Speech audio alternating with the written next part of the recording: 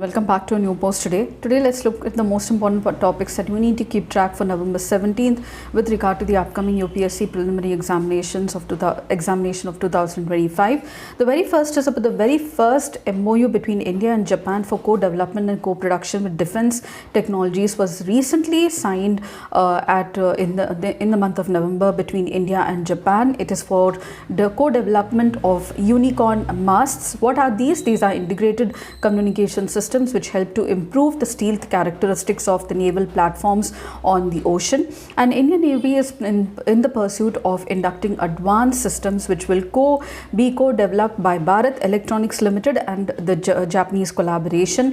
When implemented, this would be the first case of co-development and co-production of defense equipment between India and Japan, and developed jointly by three Japanese companies. These antennas are being fitted on the Mogami class frigates of India, of Japan Maritime Self-Defense Forces, and it was during the 2+2 dialogue in September 2022 that Rajnath Singh, our defense minister, had visited the Japanese Maritime Self-Defense Force naval base at Yokosuka and went on board the JS Kumono, where he had seen this unicorn mast installed on it.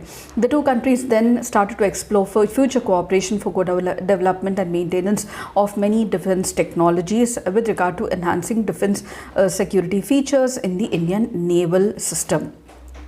The very first is the very second most important issue is about we having the EPIC meeting at Peru, Lima. So the annual EPIC or the Asia Pacific Economic Council meeting took place at Lima, Peru in November, and the leaders issued a 2024 EPIC Leaders Declaration which outlined commitments to achieve the EPIC Putra Jaya vision of 2040. The declaration noted the importance of multilateral cooperation in areas such as trade, investment, energy, food security and energy security as well. The vision was for an open, dynamic, resilient, peaceful Asia-Pacific community by 2040 for prosperity for all the people. Now, the EPIC CEO Summit was also held on the sidelines of this, and the theme for the 2024 summit was People, Business, Prosperity, bringing together some 1,200 executives, leaders and government representatives. The EPIC, first meeting of the EPIC was held in 1989 in Australia, the country that spearheaded the formation of this council after the success of the ASEAN ministers meetings, and also EPIC is mainly formed to improve trade relations among the Asia Pacific, among the Pacific Ocean rim countries. So in 1989 the first summit of EPIC was held. In 2021 it was in New Zealand, 2022 it was Thailand, 2023 USA, 2024 Peru, and 2025 is going to be held in South Korea. The EPIC is the result of Australia Prime Minister Bob Hawke's initiative looking at the success of ASEAN meetings, calling for more cooperation between the Asia Pacific Rim countries to promote free trade and commerce. And the first summit, as I told you, was held in 1989. The headquarters of this organization is at Singapore. The next is about, let's look at some of the terms related to Kabaddi. So the sports issue here, raider is a player who enters the opponent's half of the court to tag defenders and score points. Lobby, the side area of the court that becomes active when the raider touches a defender or is tackled. All out, when all 7 defenders are declared out.